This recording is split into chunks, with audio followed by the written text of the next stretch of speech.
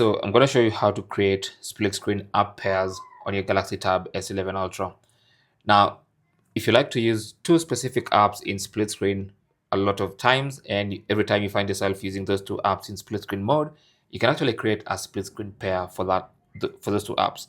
So the first thing you need to do is open those apps in split screen mode and then tap in the middle, those three dots, and then tap on the star icon. Tap on that star icon, and then it's going to ask you to add app pair to. So you can choose the taskbar, home screen, or the edge panel app list. Now I'm going to choose home screen just for the sake of this tutorial, and that app pair is going to be added to the home screen. So you can see it right there on the home screen.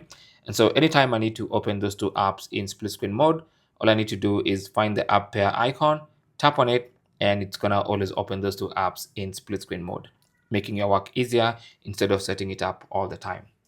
Thanks for watching, and good luck.